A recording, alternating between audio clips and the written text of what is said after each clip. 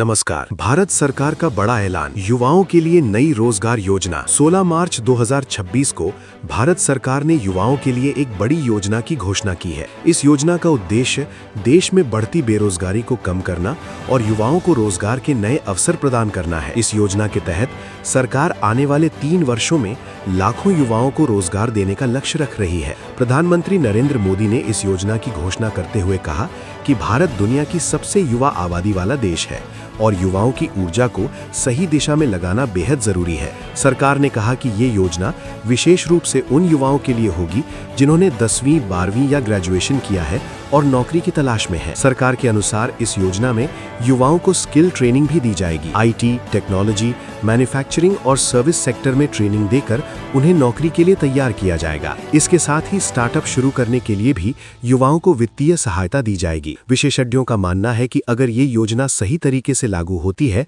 तो इससे देश की अर्थव्यवस्था को भी मजबूती मिलेगी। कई अर्थशास्त्रियों का कहना है कि इससे छोटे शहरों और गांवों में भी रोजगार के अवसर बढ़ेंगे। हालांकि विपक्ष ने इस योजना पर सवाल भी उठाए हैं। विपक्ष का कहना है कि पहले से चल रही कई योजनाओं का असर अभी तक साफ दिखाई नहीं दिया है, इसलिए सरकार को पहले पुरानी योजनाओं का सही मूल्यांकन करना चाहिए। इसके बावजूद युवाओं के बीच इस योजना को लेकर काफी उत्साह देखा जा रहा है। कई युवाओं को उम्मीद है कि इससे उन्हें नौकरी मिलने के नए अवसर मिलेंगे। भारत पाकिस्तान सीमा पर तनाव बढ़ा, सुरक्षा बल हाई अलर्ट पर। 16 मार्च 2026 को भारत और पाकिस्तान की सीमा पर एक बार फिर तनाव बढ़ने की खबर सामने आई है। जानकारी के अनुसार सीमा के पास कुछ संदिग्ध गतिविधियां देखी गई हैं, जिसके बाद भारतीय सुरक्षा एजेंसियां अलर्ट हो गई हैं। भारतीय सेना और सीमा सुरक्षा बल ने कई इलाकों में निगरानी बढ़ा दी है। सीमा के आसपास रहने वाले लोगों को भी सतर्क रहने के लिए कहा गया है। सुरक्षा एजेंसियों ने कहा है कि स्थिति पर पूरी तरह नजर रखी जा रही है और किसी भी तरह की घुसपैठ को रोकने के लिए कड़े इंतजाम किए गए हैं।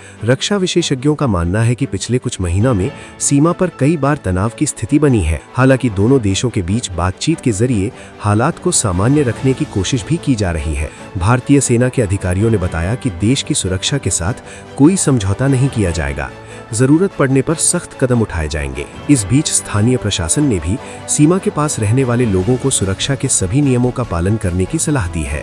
देश में मौसम का बड़ा बदलाव, कई राज्यों में बारिश और आंधी की चेतावनी। 16 मार्च 2026 को मौसम विभाग ने देश के कई हिस्सों में मौसम बदलने की चेतावनी दी है। मौसम विभाग के अनुसार उत्तर भारत के कई राज्यों में तेज हवाओं और बारिश की संभावना है। विशेष रूप से उत्तर प्रदेश, बिहार और मध्य प्रदेश में अगले 2 दिनों तक मौसम खराब रहने की संभावना जताई गई है। मौसम वैज्ञानिकों के अनुसार पश्चिमी विक्षोभ के कारण ये बदलाव देखने को मिल रहा है। कई जगहों पर ओलावृष्टि की भी संभावना जताई गई है। किसानों के लिए ये मौसम चिंता का विषय बन सकता है, क्योंकि कई फसलें अभी कटाई के लिए तैयार है। कृषि विशेषज्ञों ने किसानों को सलाह दी है कि वे अपनी फसलों की सुरक्षा के लिए जरूरी कदम उठाएं। दूसरी ओर गर्मी से राहत मिलने के कारण लोगों को थोड़ी राहत जरूर मिल सकती है। कई शहरों में तापमान में गिरावट दर्ज की गई है। शेयर बाजार में भारी उतार चढ़ाव, निवेशकों को लगा झटका। 16 मार्च 2026 को भारतीय शेयर बाजार में भारी उतार चढ़ाव देखने को मिला। बाजार खुलते ही कई बड़ी कंपनियों के शेयरों में गिरावट दर्ज की गई।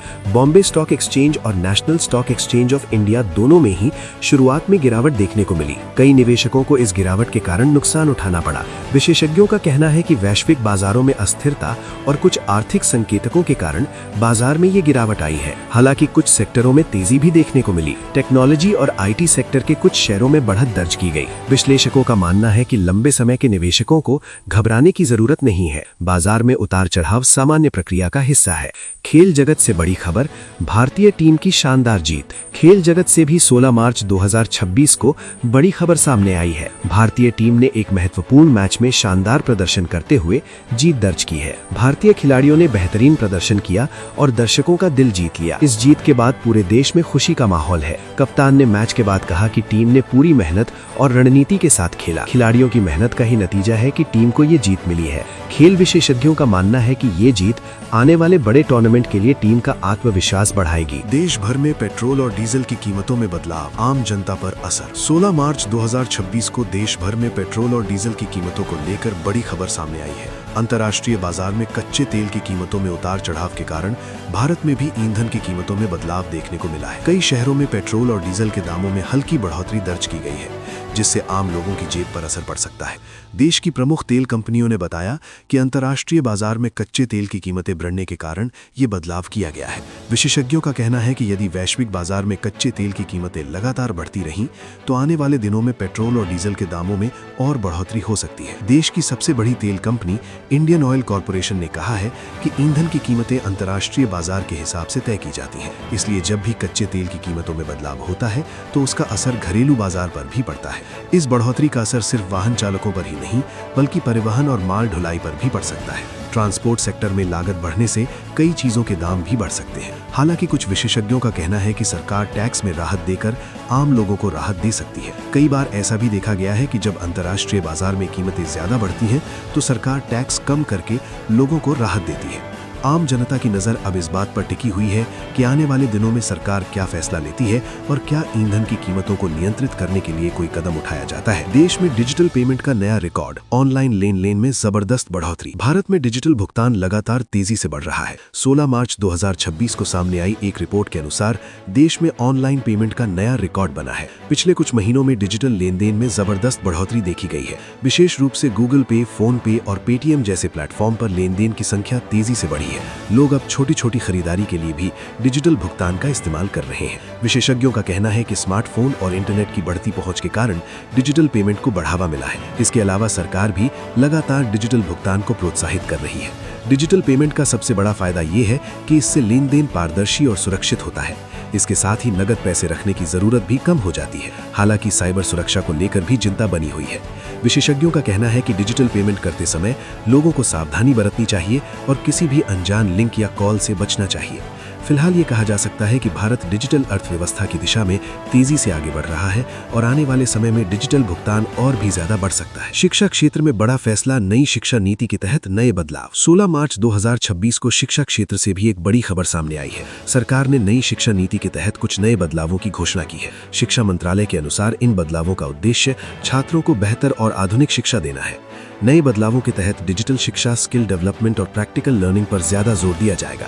शिक्षा मंत्रालय ने कहा कि आने वाले समय में छात्रों को सिर्फ किताबों तक सीमित नहीं रखा जाएगा बल्कि उन्हें टेक्नोलॉजी और नई स्किल्स भी सिखाई जाएंगी। विशेषज्ञों का मानना है कि अगर ये बदलाव सही तरीके से लागू होते हैं तो इससे छात्रों को भविष्य के लिए बेहतर तरीके से तैयार किया जा सकेगा। शिक्षा मंत्रालय ने यह भी कहा है कि ग्रामीण क्षेत्रों में शिक्षा की गुणवत्ता सुधारने के लिए भी कई नए कार्यक्रम शुरू किए जाएंगे।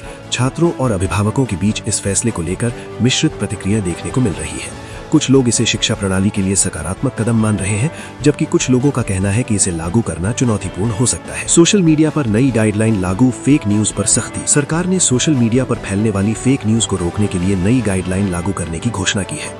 16 मार्च 2026 को जारी की गई इन गाइडलाइनों के तहत सोशल मीडिया प्लेटफॉर्म को फर्जी खबरों पर तुरंत कार्रवाई करनी होगी। सरकार का कहना है कि सोशल मीडिया पर कई बार गलत जानकारी तेजी से फैल जाती है, जिससे लोगों में भ्रम पैदा होता है। इसलिए अब कंपनियों को ऐसे कंटेंट पर जल्दी कार्रवाई करनी होगी।